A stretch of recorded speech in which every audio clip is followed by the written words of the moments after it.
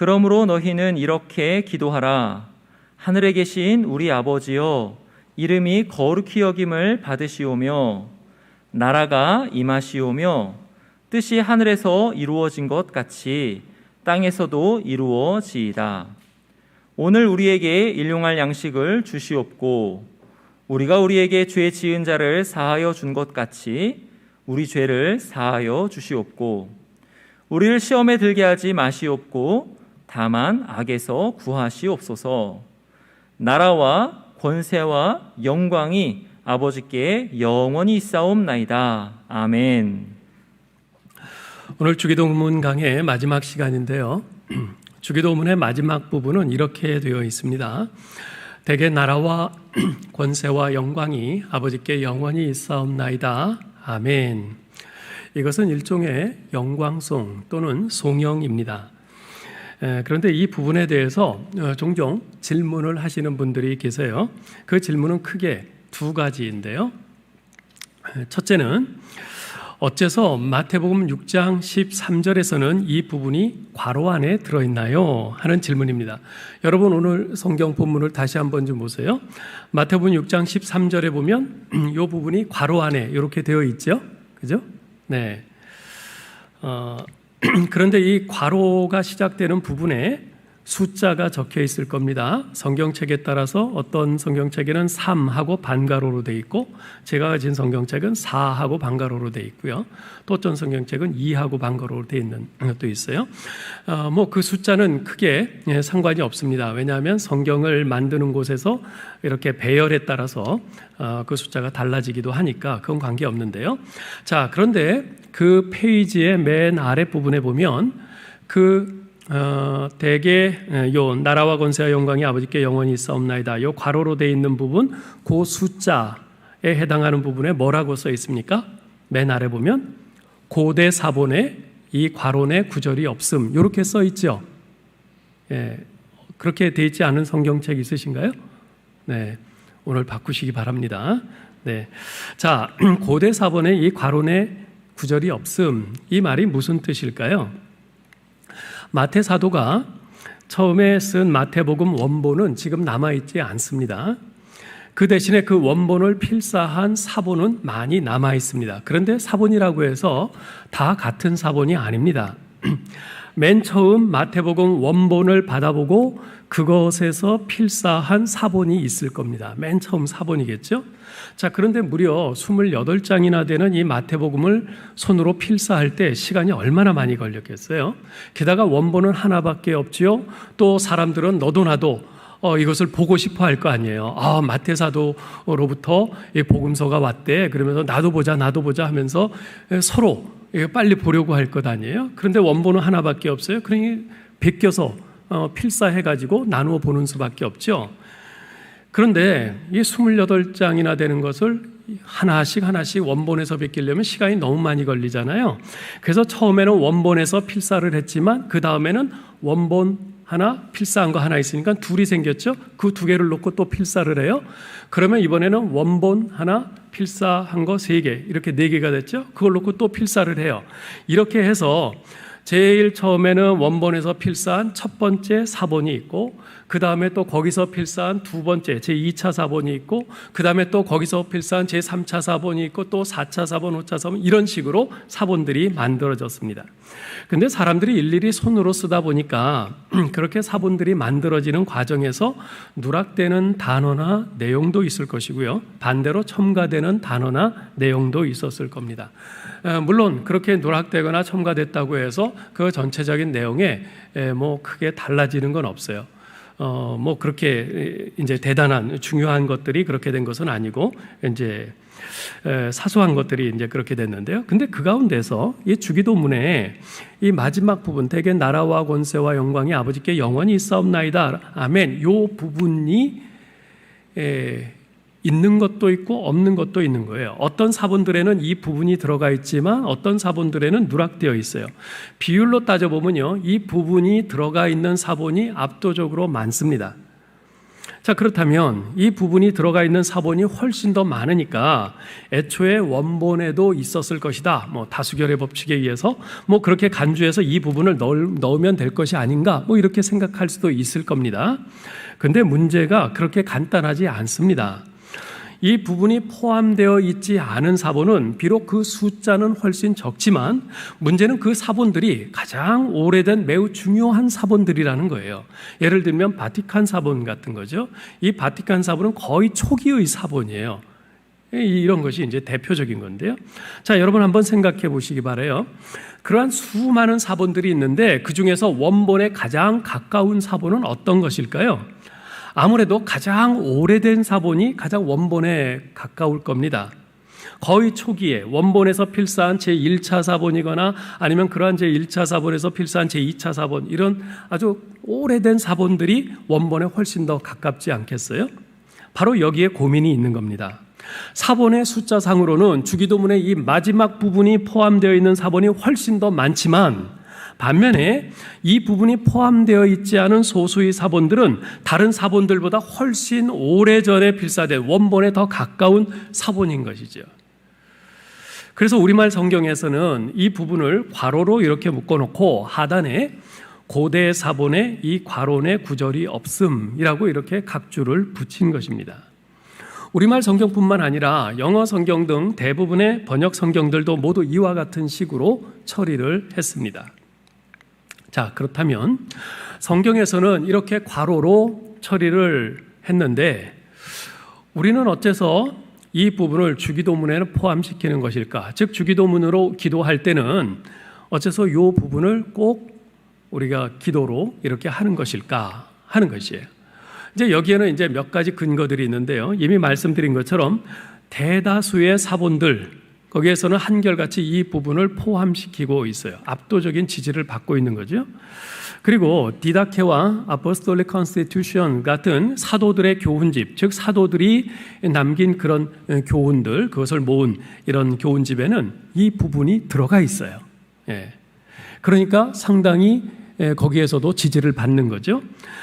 또 예수님 당시에 유대인들의 기도에는요, 기도를 마칠 때 항상 지금 이 주기도문의 마지막 부분과 같은 이런 송영으로 기도를 끝내는 것이 당연한 것이었어요. 유대인들은 기도를 마칠 때 항상 끝에 이런 송영으로 기도를 마쳐요. 그래서 가장 오래된 사본들에서 이 부분이 누락된 것은 아마도 이 주기도문의 이 마지막 부분, 이 송영을 굳이 쓰지 않아도 의뢰의 유대인들은 관습상 이 송영이 있는 것으로 당연히 그렇게 생각을 했었기 때문에 쓰지 않았을 거다. 이렇게 생각을 하는 거죠. 따라서 비록 처음에 주님께서 주기도문을 가르쳐 주실 때는 이 부분이 언급되지 않았을지라도 사도들을 비롯한 후대의 초대교회 신자들은 이 부분이 주기도문에 당연히 포함된다고 생각을 해서 사본들에 첨가했던 것 같습니다. 그리고 이 주기도문의 내용상 당시에 행해지던 기도의 내용들을 보더라도 이 부분을 첨가하는 것이 전혀 문제가 되지 않고요. 오히려 당연하다고 보여집니다. 이런 사실들을 고려해 볼 때 우리가 주기도문으로 기도할 때 이 부분을 굳이 뺄 필요가 없는 거죠. 아니, 오히려 이 부분이 있는 것이 이 주기도문의 내용을 더욱 풍성하고 온전케 합니다. 자, 이 마지막 부분에 관한 두 번째 질문은 이런 것이에요. 주기도문이 기록된 마태복음 6장 13절에는 대개라는 말이 없는데 어째서 우리는 주기도문으로 기도할 때 대개라는 말을 넣는가 하는 것입니다. 자, 여러분 이런 의문 가진 적 없으세요? 아마 있으실 거예요.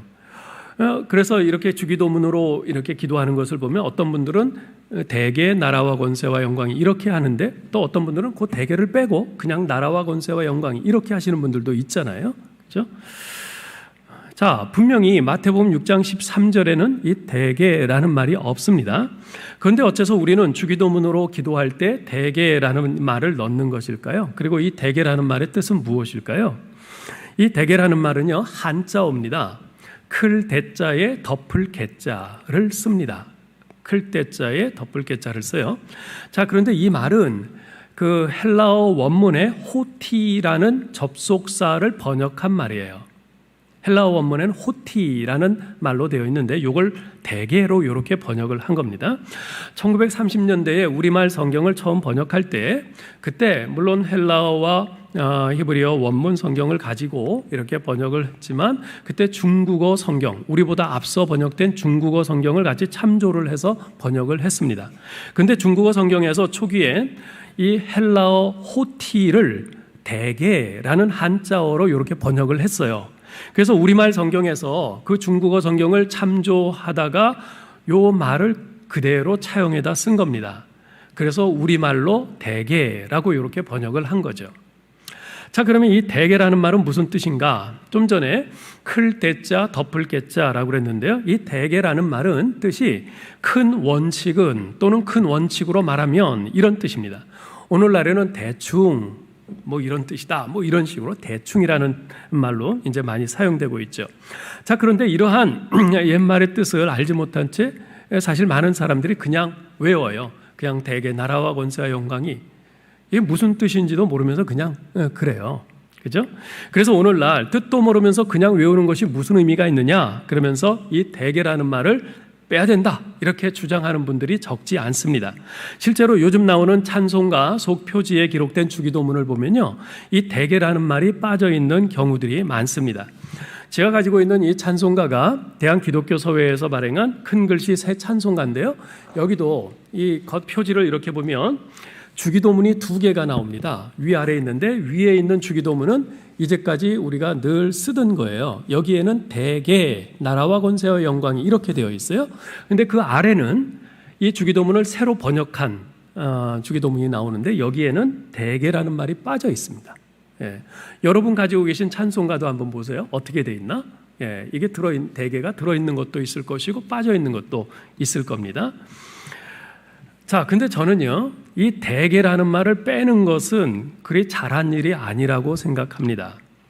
이 대개라는 말을 빼려면 차라리 나라와 권세와 영광이 아버지께 영원히 있사옵나이다 아멘이라는 부분도 빼는 것이 맞습니다. 그만큼 이 대개라는 말이 이 주기도문 전체에서 아주 중요한 의미가 있다는 말입니다. 왜 그런가? 이 대개라는 말은요, 아까 헬라어 호티라는 말을 번역한 거라고 그랬잖아요. 근데 이 호티라는 헬라어 원문을 정확하게 번역한 것이 아니에요. 원래 이 헬라어 호티는요, 왜냐하면 무엇 때문이다 이런 뜻의 접속사입니다. 따라서 이 의미를 살려서 이 마지막 부분을 직역하면 이렇게 됩니다. 앞에 이제 하나님께 이런저런 간구를 쭉 했잖아요. 내가 하나님께 이런 기도를 드리는 이유가 무엇인가 하면 나라와 권세와 영광이 영원히 아버지 당신의 것이기 때문입니다. 이런 뜻이 되는 겁니다. 예. 이렇게 볼 때 이 구절의 의미가 아주 분명히 드러나죠. 여러분 보세요. 이 왜냐하면 이라는 이 접속사는 앞뒤의 인과관계를 나타내는 접속사입니다. 앞에 내용이 뭐였어요? 기도의 대상이신 우리 하나님께 간구하는 내용이었죠.